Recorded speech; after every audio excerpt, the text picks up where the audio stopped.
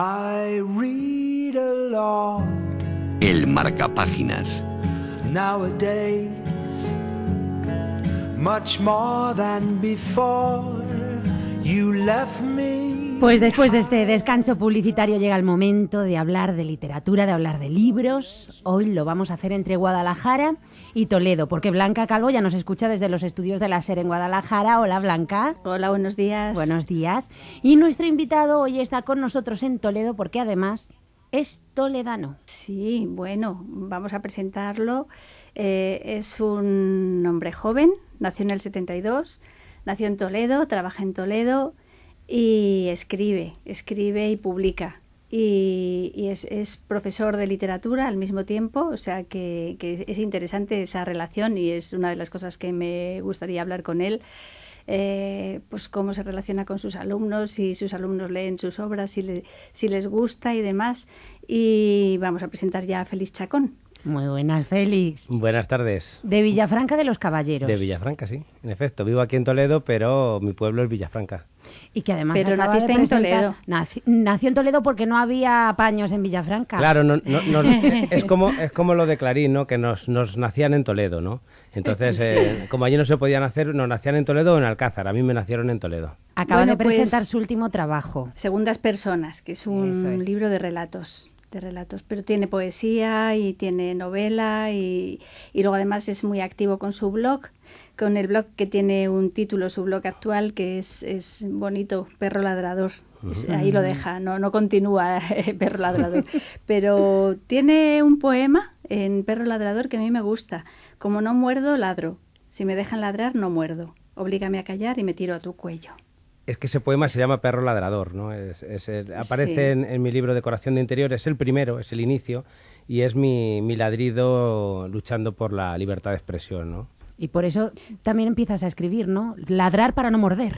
Sí, no, yo creo que es una crítica también, una autocrítica para mí mismo, que yo soy luego mucho, siempre lo digo irónicamente, pero en el fondo es verdad que soy mucho de bla, bla, bla, bla, bla, pero luego nada. Luego nada. Háblanos de Segundas Personas, es tu séptimo trabajo, si no me equivoco. Sí, podemos decir que es mi séptimo trabajo. Sí. Me ha sorprendido, yo no lo he leído aún, pero dices que los personajes producen, Blanca, asco, pena y miedo. He leído uno de los cuentos porque está en abierto, se puede bajar gratuitamente, sí. Que eso es una de las cosas generosas por parte de Félix, que nos deja a los lectores descargar de su página, unas veces pagando y otras gratis. Y El cielo abierto, es verdad, es un personaje que produce ese tipo de sentimientos y me ha cogido. Es un relato de 14 páginas y bueno, las primeras es que me prendían, así. Yo estaba deseando saber qué pasaba con ese personaje. A mí ese es de los que me dan pena. Ese es un pobre hombre que la verdad es que da mucha pena.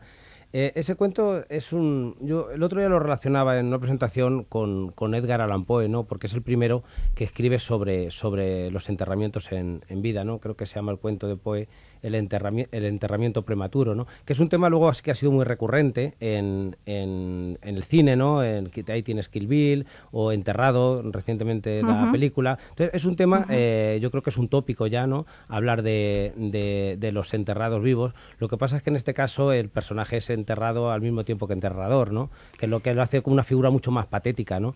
Entonces, sí, bueno, pero fue mi homenaje a ese tipo, a ese tópico, ¿no?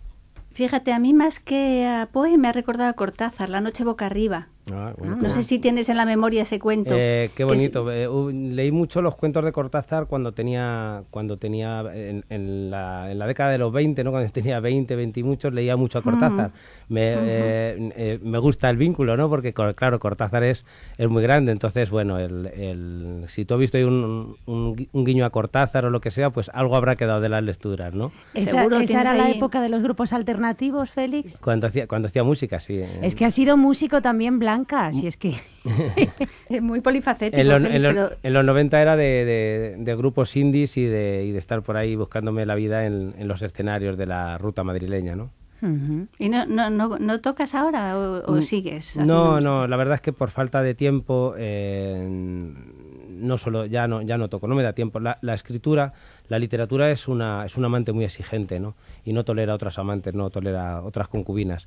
Y entre trabajar y escribir, la vida no me da para más, ¿eh? Dices que eres lento pero constante, pero los últimos años estás siendo bastante constante, porque casi Cada año has sacado algo. Pero porque siempre voy haciendo algo. Por ejemplo, todos mis libros son trabajos de en torno a los 4 o 6 años de proceso, ¿no? Es decir, lo que pasa es que no son procesos continuados, porque como uno trabaja y se dedica a otras cosas, pues es que vas cogiendo, vas dejando y retomando los trabajos. Es un trabajo, es algo arduo y que no lo tienes que dejar. Pero yo tiro mucho y desecho mucho. Entonces, cuando doy algo ya a la imprenta es porque estoy muy convencido, ¿no? de que ya está terminado, ¿no? Eso me gusta mucho, tus dos características como escritor, que tú te dices que es eso, disciplina, y te declaras que a veces eres vago y no tienes suficiente disciplina, y es verdad que sentarse ante el ordenador es duro, porque a lo mejor te apetece irte a tomar una cerveza más que otra cosa. Y luego tirar mucho, porque yo creo que hay gente que cualquier cosa que escribe piensa que ya vale y realmente no.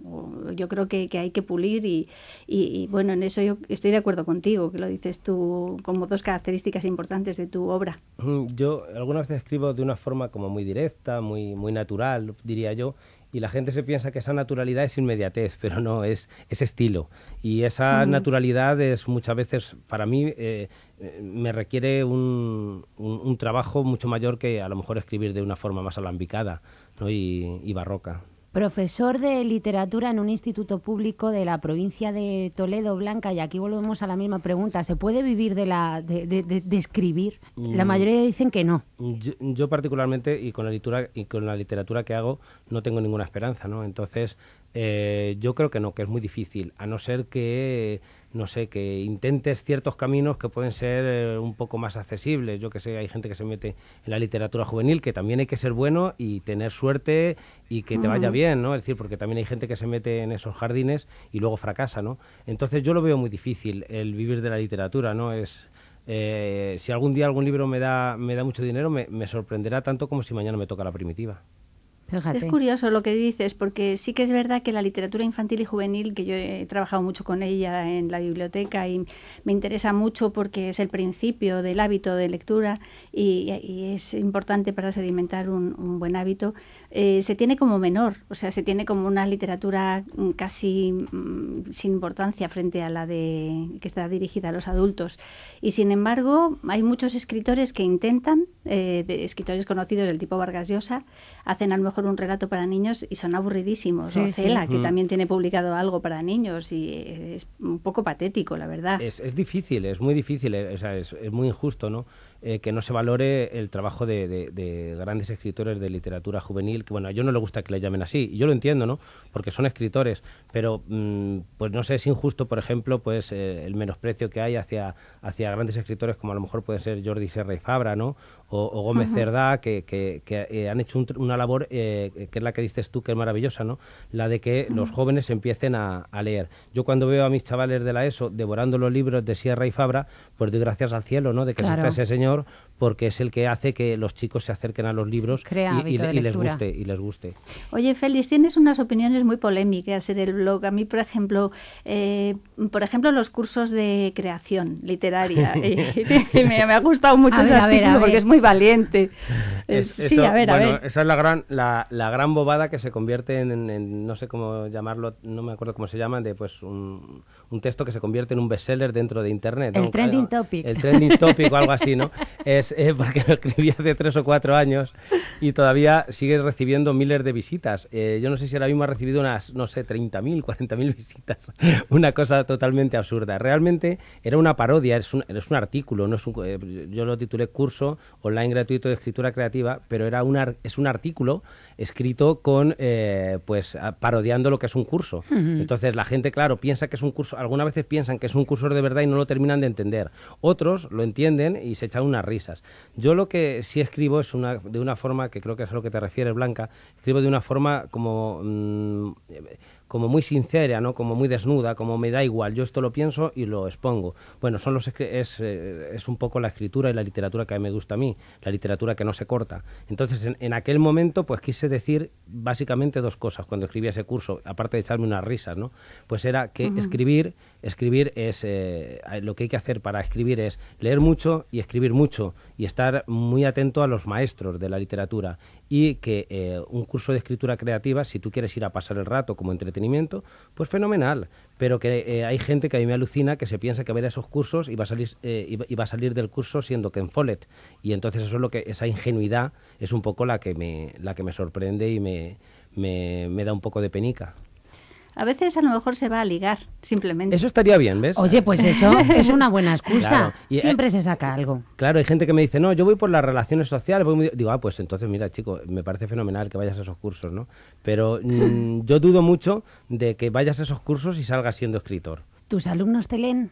No, ni yo lo promuevo. No, es que disocio mucho mi escritura de lo que... De ser profesor, lo separas mucho, vamos. Lo separo mucho, y aparte, bueno, yo creo que a lo mejor mis chicos de bachillerato sí podrían acercar una literatura como la que hago yo, pero para los más pequeños no creo que sea la mejor literatura. Y con los de... No, porque me da cierto pudor también, ¿no? E igual que abiertamente no me importa, pero me da cierto pudor. Ellos no entran en tu blog, por ejemplo, para ver un poco por dónde va su Seguro. profe. Otra cosa es que se lo digan. Sí, supongo que sí me lo dicen algunas veces y yo digo, pues leedlo, me da lo mismo, pero yo nunca, salvo que esté en promoción como estoy ahora mismo, yo no suelo hablar de lo que escribo. ¿Vale? Ahora mismo estamos promocionando un libro y en eso soy muy trabajador. Y digo, bueno, hay que promocionar el libro, hay que darlo a conocer y entonces digo, venga, pues vamos a la SER y donde haga falta, ¿no? Pero lo estás pasando bien, estás a gusto, Ah, ¿no? sí, no, se te sí. nota. Luego disfruto, pero que me parece un poco, me parecería un poco petulante estar diciéndole a mis alumnos, pues esto es lo que yo he escrito y qué buen escritor soy. Yo los he conocido que lo hacen, ya, sí, yo no suena muy bien, ¿no? Yo no puedo porque me da un poco de... Lo primero me da un poco de pudor y luego me parece un poco vergonzoso el que yo estaré ahí diciendo qué buen escritor soy y todo eso. Creo que eso lo tienen que decir otras personas. Por eso yo en mi trabajo no suelo hablar mucho de mi escritura. Oye, Félix, pues promociona tu libro, cuéntanos algo de él para que nos incite yo a leer más relatos, además de... Bueno, pues es un homenaje a la estupidez y a la maldad del ser humano.